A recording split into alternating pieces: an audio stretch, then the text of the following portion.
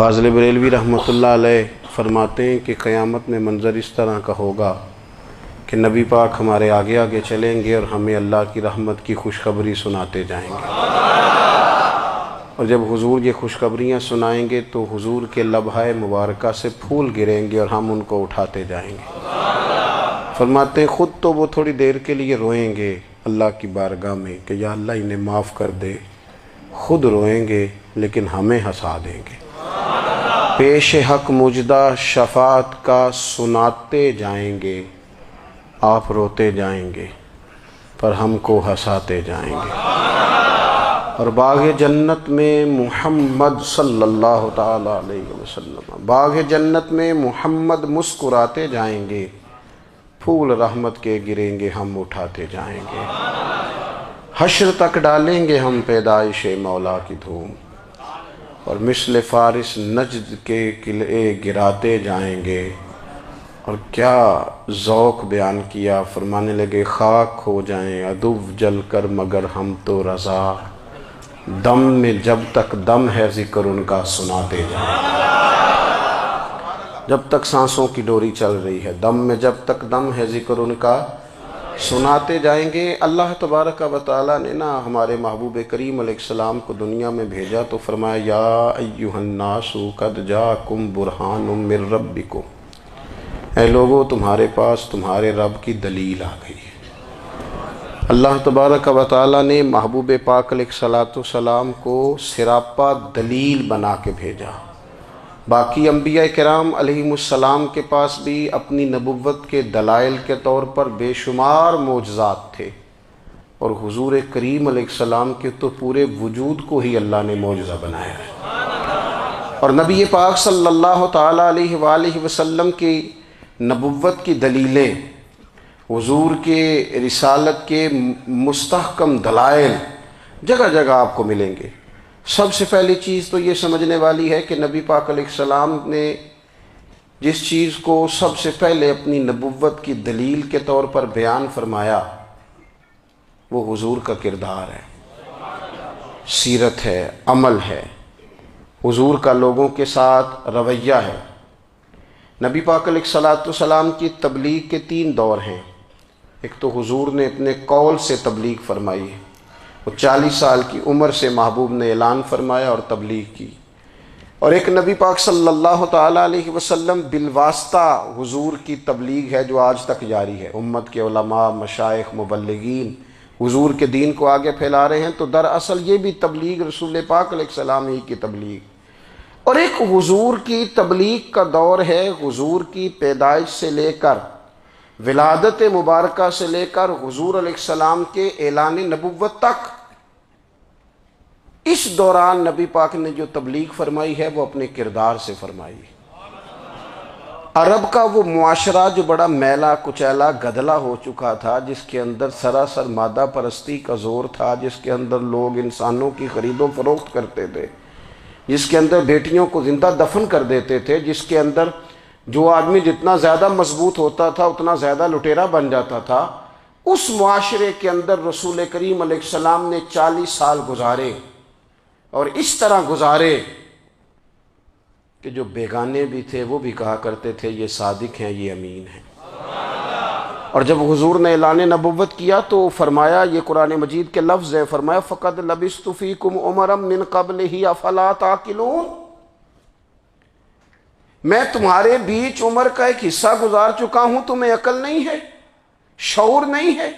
نبی کریم علیہ السلام نے اپنے کردار کو، اپنے عمل کو اپنی نبوت کی دلیل کے طور پر بیان فرمایا۔ وہ تو حضرت حلیمہ بھی فرماتی ہیں نا، جب میں نبی کریم علیہ السلام کو اپنے گھر لے گئی تو میرا اپنا بچہ بھی دودھ پیتا تھا، 2 میرے بیٹے ہو گئے، ایک میری یہ نسبی اولاد اور حضور میری رضائی اولاد۔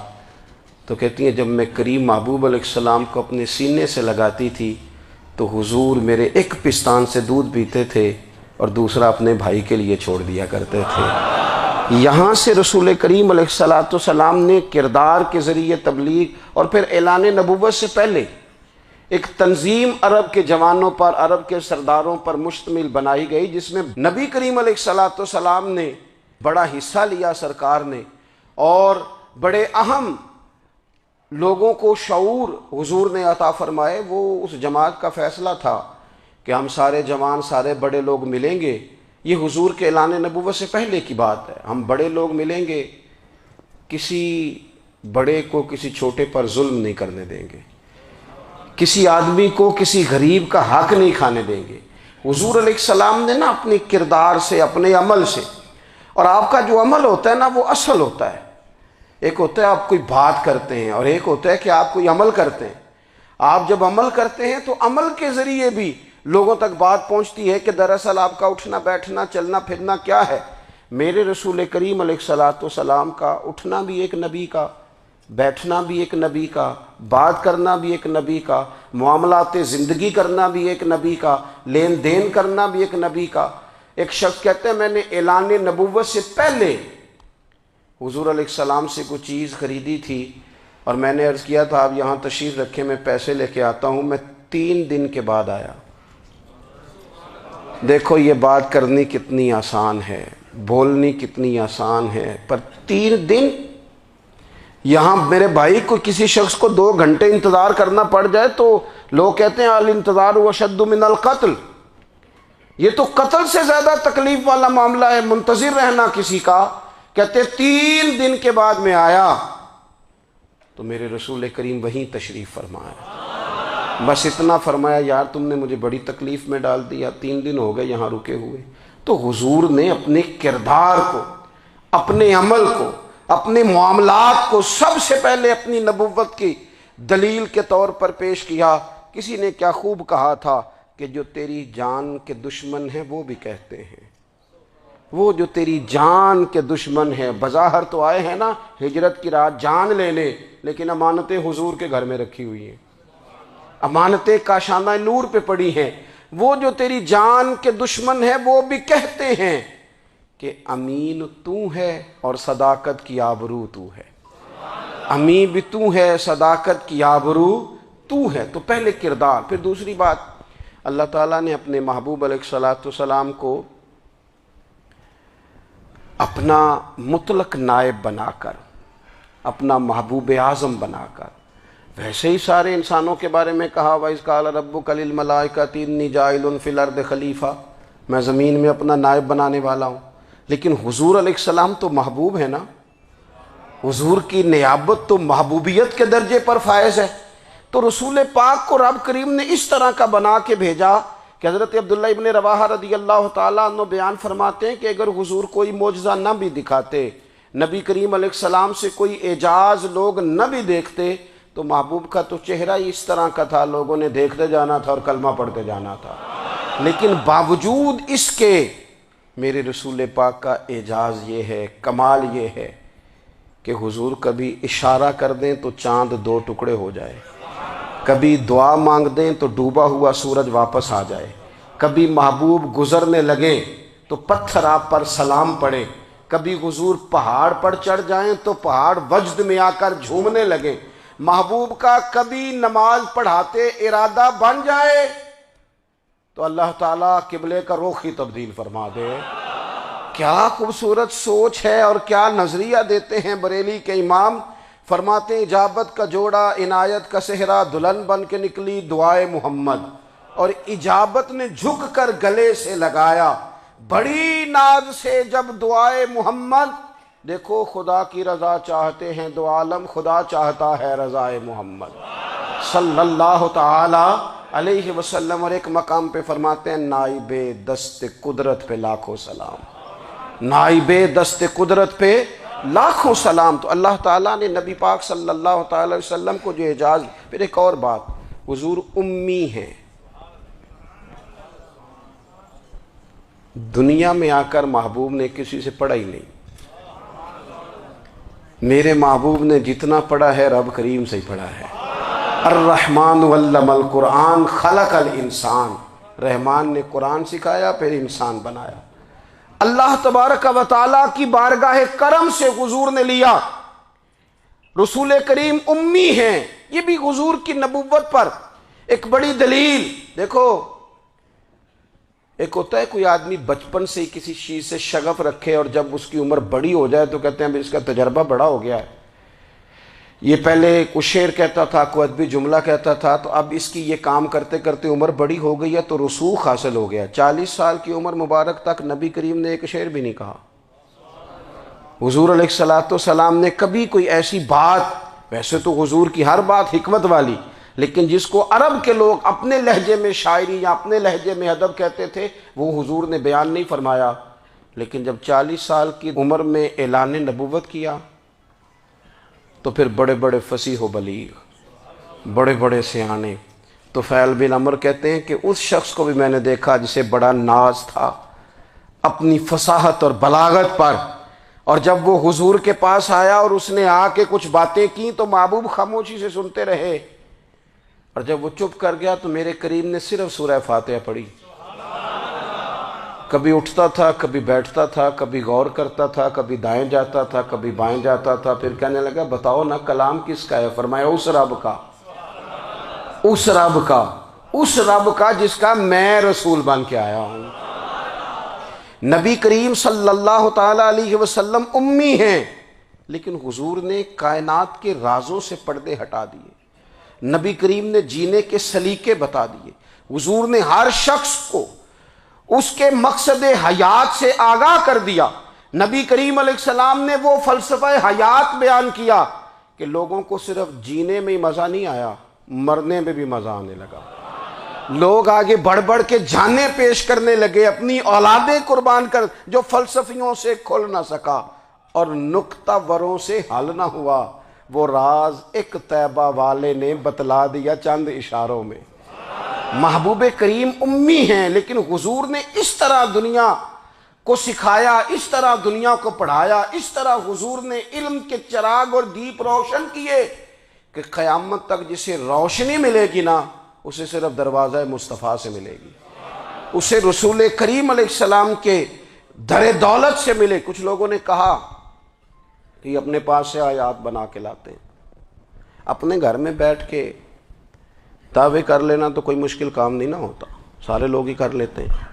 بلکہ وہ ہمارے ایک بزرگ کہا کرتے تھے، خیالی پلاؤ پکائیے تے گھیو کدے بھی کٹ نہ پائیے، کیونکہ کون سا پیسوں کا ڈالنا ہے، زیادہ ڈالیں آپ، اور زیادہ ڈالیں۔ بہت سارے لوگ ہیں آج بھی، کچھ لبرل ہیں بیچارے، کچھ دین بیزار طبقہ ہے، وہ کہتے ہیں جناب ہمیں تو جدید باتیں بتائیں، ہمیں تو نئے اسلوب کے مطابق لے کے چلیں، ہمیں تو او بھائی سن، میرے نبی پاک علیہ السلام نے فرمایا میرا قرآن کبھی پرانا نہیں ہوگا، اسے پڑھ کے دیکھ، اس کی جدت کا حسن دیکھ، یہ تو کھلا ہوا باغ ہے، تو ایک دفعہ اس کے قریب آئے گا تو خوشبو ملے گی، دوسری دفعہ آئے گا تو اس سے زیادہ تازی ملے گی، ایک دفعہ پھل کھائے گا تو مزیدار ہوگا اور دوسرا کھائے گا، ہو سکتا ہے شکل ملتی جلتی ہو لیکن ذائقہ بڑا نرالا ہوگا۔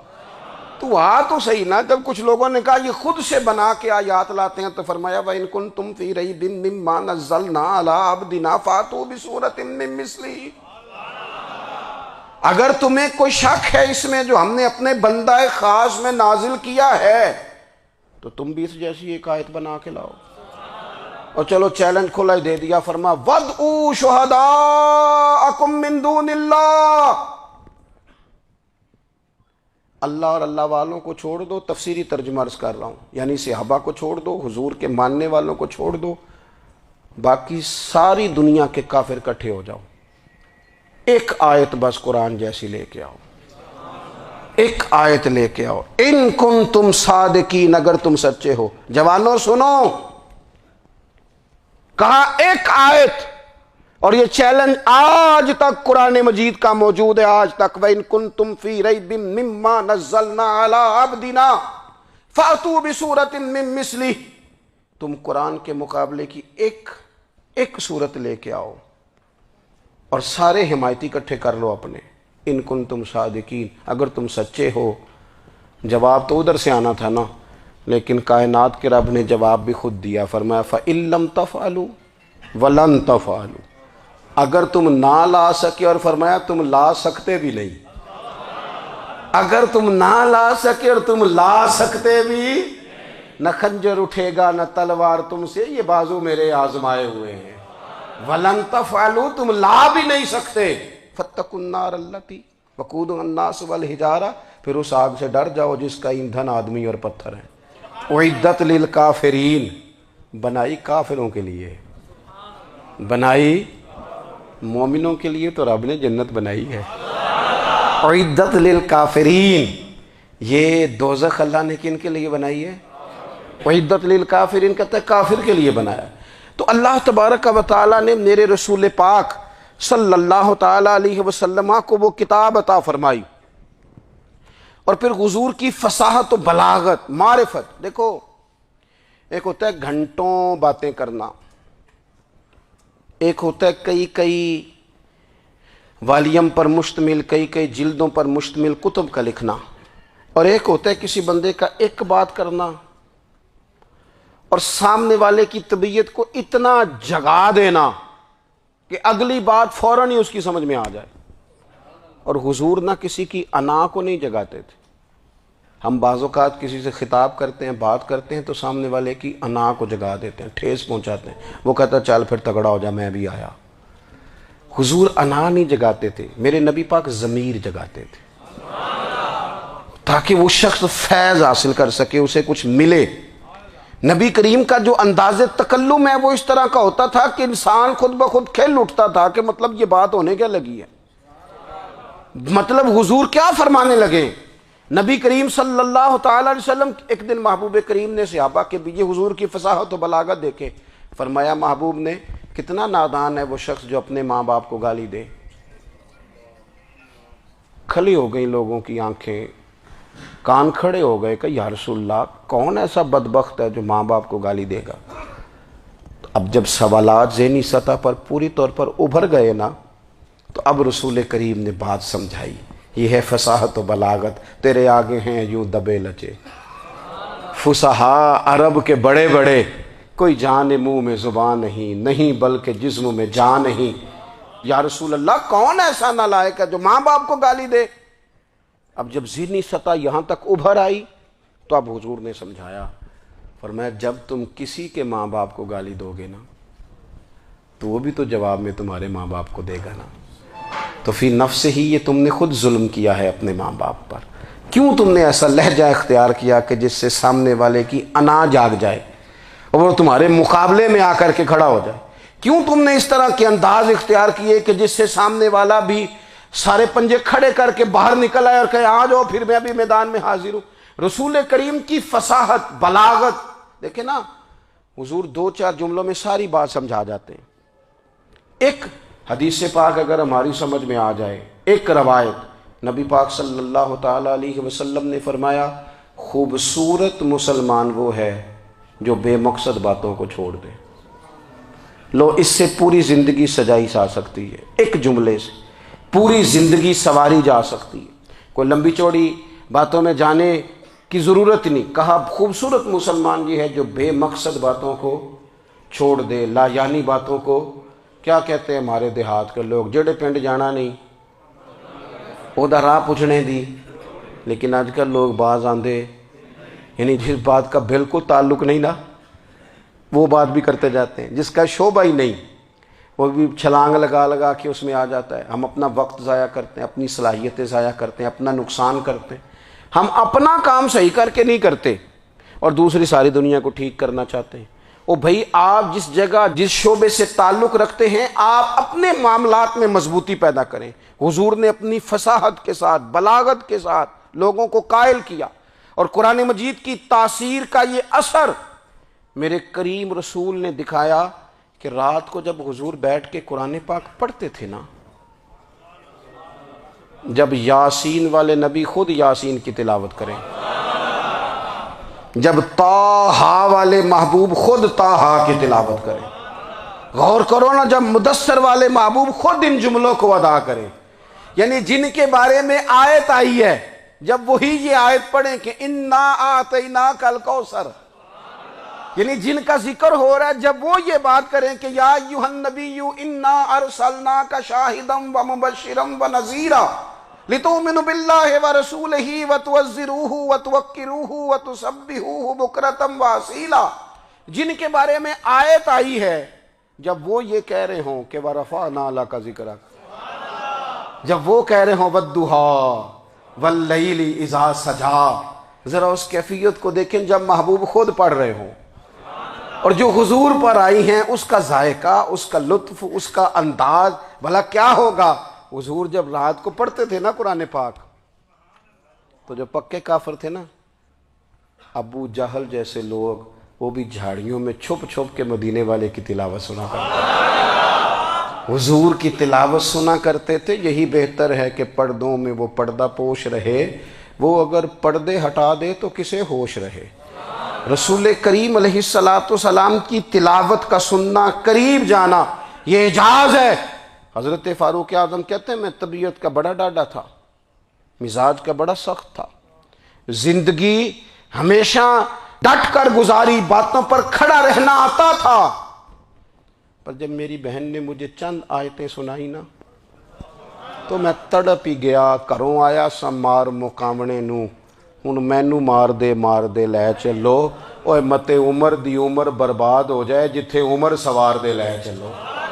یہ اعجاز ہے رسول کریم صلی اللہ تعالی علیہ وسلم پر نازل ہونے والی کتاب کا۔ پھر حضور نے خبریں دی، نبی پاک نے خبریں دی۔ حضور نے فرمایا روم فتح ہوگا، وہ ہوا۔ نبی کریم علیہ السلام نے فرمایا شام فتح ہوگا، تو شام فتح ہوا۔ فرمایا ایران فتح ہوگا، تو ایران فتح ہوا۔ سراقہ بن مالک کہتے ہیں ایک گاؤں پر بھی مسلمانوں کی حکومت نہیں تھی، ایک گاؤں پر۔ حضور مکہ مکرمہ سے نکل رہے تھے، مدینہ طیبہ تشریف لے جا رہے تھے، ابھی راستے میں تھے، میں 100 سرخ اونٹوں کے لالچ میں معاذ اللہ حضور کو گرفتار کرنے پہنچ گیا۔ محبوب نے حکم دیا، حضور کا معجزہ میں نے آنکھوں سے دیکھا، میرا گھوڑا زمین میں دھستا چلا گیا، میں نے معافی مانگی، حضور نے معاف کر دیا۔ میں نے سمجھا اچانک ہو گیا ہے۔ یہ منوانا بھی بڑا مشکل کام ہے۔ شجر و حجر پہچان گئے، انسان کی نظروں میں شاکی رہا۔ یہ کچھ ایسے لوگ ہیں جن کو منوانا توبہ توبہ، ماننے کو تیار نہیں، دیکھ دیکھ کے بھی ماننے کو تیار ہے نہیں، ماننے کو تیار ہی نہیں۔ کہتے ہیں کہ میں نے پھر چاہا آگے بڑھنا، تو پھر زمین کے اندر میرے گھوڑے کے پیر دھنسنے لگے، پھر معافی مانگی۔ کریم تیرے معاف کرنے کی ادا پہ بھی قربان جائیں۔ یہ نہیں فرمایا کہ تو بار بار یوں ہی کرتا ہے، فرمایا معافی مانگتا ہے، جا میں نے معاف کیا۔ کہتے ہیں 3 دفعہ میں آگے بڑھا، 3 دفعہ حضور نے معاف کیا، تو مسکرا کے فرمانے لگے تو یہاں مجھے گرفتار کرنے آیا ہے، وہ کیسر روم کا علاقہ فتح ہوگا۔ وہ کنگن جو پہنتا ہے نا ہاتھوں میں، بادشاہ کے کنگن معروف ہیں، وہ تیرے ہاتھوں میں آئیں گے۔ اللہ کرے آپ سمجھیں، یہ جو لوگ ڈری ڈری سہمی اور ہمارے بچے مایوسی کی معاذ اللہ باتیں کرتے ہیں، وہ دیکھیں حضور کس طرح کی گفتگو فرماتے ہیں۔ ابھی ایک گاؤں پر بھی اسلام کی حکومت نہیں، لیکن حضور کا خبر دینے کا انداز۔ کریم فرمانے لگے وہ کیسر روم کے جو کنگن ہوں گے وہ تیرے ہاتھوں میں آئیں گے۔ جناب سراقہ بن مالک فرماتے ہیں کہ میں مسلمان ہو گیا، حضور کا وصال ہو گیا، کنگن نہیں آئے۔ حضرت ابوبکر صدیق کا وصال ظاہری ہو گیا، کنگن نہیں آئے۔ جناب عمر کا دور آ گیا، سراقہ بوڑھے ہو گئے۔ کوئی بندہ پوچھتا نا کہ اب تو عمر ڈھل گئی ہے، زندگی کا پتہ نہیں، کہنے لگے نہیں میں نہیں جاتا، جب تک کنگن نہیں آتے اسرائیل کوئی نہیں آئیں گے، کیونکہ ساڈے نبی دی زبان ساڈے واسطے قرآن۔ جو دن کو کہہ دیا دن ہے تو دن نکل آیا، جو شب کو کہہ دیا شب ہے تو رات ہو کے رہی، اور خدا نے ان کی زبان کو وہ اختیار دیا، جو نکلی منہ سے ان کے وہ بات ہو کے رہی۔ اور فاضل بریلوی کا تو انداز ہی پھر انوکھا ہے نا، وہ تو کہتے ہیں وہ زبان جس کو سب کن کی کنجی کہیں، جس کو سب کن کی کنجی کہیں، اس کی نافذ حکومت پہ لاکھوں سلام۔ کہنے لگے نہیں آتے حضرت اسرائیل، فکر نہ کرو، بوڑھے ہو گئے تھے، نکلنا گھر سے بند کر دیا تھا، حضرت عمر کا دور تھا، کنگن آ گئے۔ حضرت فاروق اعظم نے ان کے پوتوں سے، نواسوں سے، بچوں سے کہا جاؤ بلا کے لاؤ، کہا دادا جان بوڑھے ہیں، فرمایا تم کان میں کہہ دینا کنگن آ گئے، پھر تم دیکھنا تو صحیح۔ پھر حضرت سراقہ آئے، حضور نے جو خبریں دیں، نبی پاک علیہ السلام نے جو گزشتہ قوموں کے احوال بیان کیے، اور پھر میرے نبی پاک علیہ السلام نا دنیا میں عزتیں دینے آئے، عزتیں۔ یہ مزاج ہمیں کم کرنا چاہیے، یہ جو ہم ساری زندگی اس کام میں لگا دیتے نا کسی کو نیچا کیسے دکھانا ہے، یہ انداز حضور نے نہیں ہمیں دیا۔ اب دیکھو حضور تشریف لائے تو ہمیں پتہ چلا کہ حضرت یوسف جیسا سونا کوئی نہیں، حضور تشریف لائے تو ہمیں پتہ چلا کہ حضرت داؤد جیسی خوبصورت آواز کسی کی نہیں، حضور تشریف لائے تو ہمیں پتہ چلا کہ جناب عیسیٰ علیہ السلام کا فقر اختیاری کس طرح کا تھا، محبوب تشریف لائے تو ہمیں پتہ چلا کہ حضرت موسیٰ کا جلال کس طرح کا تھا۔ یہ تو حضور آئے تو نبی پاک علیہ السلام نے اس کی بھی عظمت بیان کی، اس کی بھی شان بیان کی، حضور نے بتایا کہ ابو بکر صدیق کی شان کیا ہے، فاروق اعظم کا مرتبہ کیا ہے، عثمان غنی کی حیا کیا ہے، مولا علی کی شجاعت کیا ہے، اہل بیت نبوت کی عظمت کیا ہے۔ حضور آئے عزتیں دینے، ماں کو عزت دی مدینے والے رسول نے، کہا جس کا باپ راضی ہو گیا اس کا رب راضی ہو گیا، فرمایا جو 2 بیٹیاں 3 بیٹیاں 4 بیٹی بہنیں یا 1 بیٹی یا بہن بیاہ کے آ گیا نا، اس طرح میری 2 انگلیاں جڑی ہوئی ہیں میرے ساتھ جڑ کے جنت میں جائے گا۔ رسول کریم صلی اللہ تعالی وسلم نے عزت دی، حضور عزتیں دینے، کوئی اعزاز نہیں، ان پڑھ بندہ ہے، سادہ ہے، غریب ہے، مزدوری کرتا ہے، ہاتھوں پہ چھالے، یا رسول اللہ اس کا بھی کوئی اعزاز ہے؟ قربان جائیں، میرے کریم نے عزت دی، فرمایا محنت کر کے روزی کمانے والا تو اللہ کا دوست ہے، یہ اینٹیں اٹھانے والا، یہ مشقتیں کرنے والا، یہ صبح دیہڑی پہ جانے والا، یہ بیچارہ جو اچار سے روٹی کھاتا ہے، تو نے ہر شخص کی قسمت میں یہ عزت لکھی اور آخری خطبے کی صورت میں وصیت لکھی۔ رسول کریم نے ہر بندے کو اعزاز دیا، عظمتیں دی، حضور عزتیں دینے آئے، نبی پاک علیہ السلام نے اعزازات دیے، حضور نے نوازا، یہ ساری چیزیں میرے رسول پاک کی تشریف۔ اور پھر یہ جو حضور کے صحابہ اور اہل بیت ہیں نا، یہ بھی میرے نبی پاک کی نبوت کی دلیل ہے۔ اتنی جلدی انقلاب آیا نہیں کرتے، وہ کل تک جو رہزن تھے حضور نے راہبر بنا دیے، وہ لوگ جو کل تک ایک دوسرے کے گلے کاٹ کے کھاتے تھے، ایک دوسرے کو مارتے تھے، تکلیف پہنچاتے تھے، برادری ازم پہ لڑتے تھے، حضور نے بھائی بھائی بنا دیے، ایک پلیٹ میں کھانا کھانے لگے، سیدنا بلال حبشی، صہیب رومی، سلمان فارسی، حضور نے یوں کر کے ملا دیا۔ نبی کریم علیہ السلام نے تقسیمیں ختم کر دی دنیا میں، حضور کے صحابہ نے اپنا کردار اس طرح کا دکھایا، اتنا بلند کیا، اور صحابہ کرام علیہم رضوان اس کو دے کر اتنی بلندیوں پہ گئے کہ گواہیاں اللہ کا قرآن دیتا ہے۔ فرمایا محمد الرسول اللہ والذین معہ اشداء علی الکفار رحماء بینہم تراہم رکعا سجدا یبتغون فضلا من اللہ ورضوانا۔ فرمایا یہ جو میرے محبوب کے ساتھ والے ہیں کافروں پر سخت ہیں، آپس میں نرم دل ہیں، تم جب بھی انہیں دیکھو گے سجدے کرتے دیکھو گے، رکوع کرتے دیکھو گے، تم انہیں دیکھو گے اللہ کی رضا کے متلاشی ہیں۔ انہیں ساری مادہ پرستی سے نکال کر محبوب نے رب کی رضا کے رستے پہ ڈال دیا۔ میرے نبی کریم سید عالم صلی اللہ تعالیٰ علیہ وسلم کی نبوت کے دلائل کے طور پر یہ ساری چیزیں آئیں۔ بس میں بات سمیٹنے لگا ہوں، حضور کا جو اخلاق ہے نا، وہ بھی نبی کریم علیہ السلام کی نبوت کی بہت بڑی دلیل ہے۔ وَإِنَّكَ لَعَلَىٰ خُلُقٍ عَظِيمٍ، محبوب ہم نے آپ کو نا خلق عظیم کا مالک بنایا ہے۔ کچھ لوگ سمجھتے ہیں صرف آپ کا بولنے کا انداز ٹھیک ہو تو آپ با اخلاق ہیں، نہیں بھائی، بولنے کا انداز ٹھیک ہونا با اخلاق نہیں، سچ بولنا اخلاق کی علامت ہے۔ آپ کا حق بات کرنا اخلاق ہے، آپ کا صحیح گواہی دینا اخلاق ہے، آپ کا اللہ تعالیٰ کی طرف سے آزمائش آنے پر صبر کا مظاہرہ کرنا اونچا اخلاق ہے۔ رب نعمت دے تو آپ کا وجود ڈھلتا جائے شکر میں، یہ اخلاق ہے۔ رب کریم اگر آپ کو کسی وقت کسی آزمائش میں اپنی حکمت سے ڈالتا ہے تو عزت نفس کو برقرار رکھنا، خودداری کو برقرار رکھنا، یہ اخلاق۔ نبی پاک نے اعلیٰ ترین اخلاق کی بات بتائی، اعلیٰ ترین۔ حضور نے لوگوں سے بیعت لیتے وقت کہا تھا میرے ہاتھ پر بیعت کرو، چوری نہیں کرو گے۔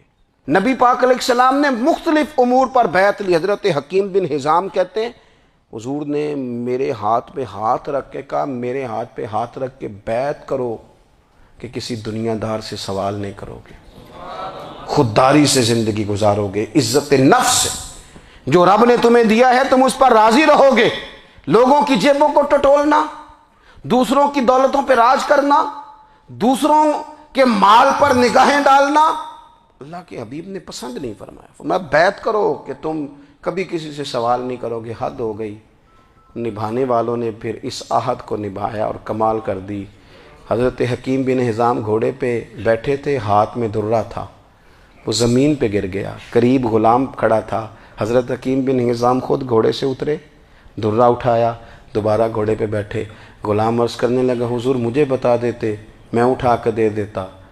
آنکھیں چمک اٹھیں، فرمانے لگے کیسے بتا دیتا؟ اپنے رسول سے وعدہ کیا ہے کبھی کسی سے سوال نہیں کروں گا، کبھی سوال نہیں کروں گا۔ اللہ کے محبوب نے ہمیں اعلیٰ اخلاقی قدروں کی بات ہمیں سکھائی ہے۔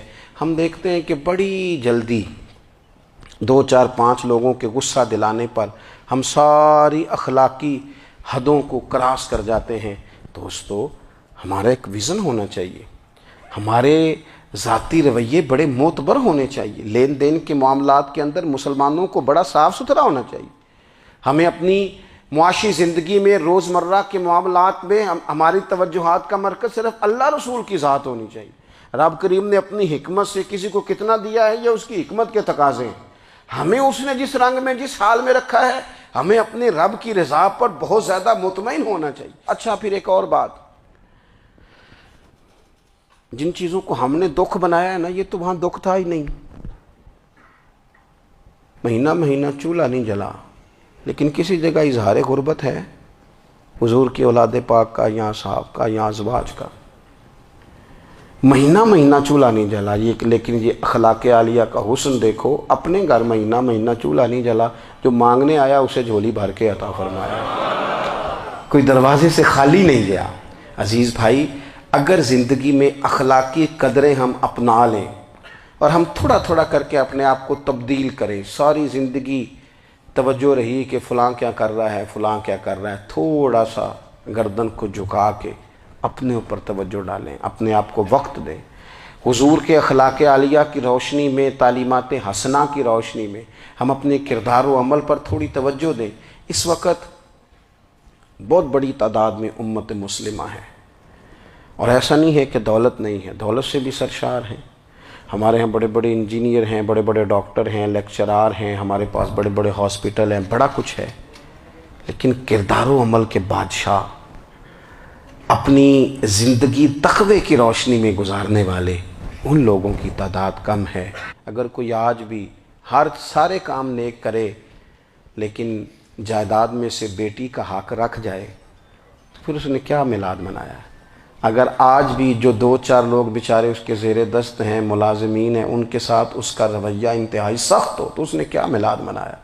اگر آج بھی وہ برادری ازم کی بنیاد پر دوستیاں کرے اور چھوٹے بڑے کی وہ تقسیم رکھے، جسے حضور نے فرمایا کہ قبیلے تو تعارف کے لیے، ورنہ کسی عربی کو اجمی پر، گورے کو کالے پر کوئی فضیلت نہیں۔ اگر کوئی آج بھی اس برادری ازم کا قائل ہے پھر اس نے کیا میلاد منایا؟ اگر کوئی شخص آج بھی اپنے آپ کو مادہ پرستی میں پوری طرح دھکیل چکا ہے اور رضا الہی کا مسافر نہیں بنا تو اس نے کیا میلاد منایا؟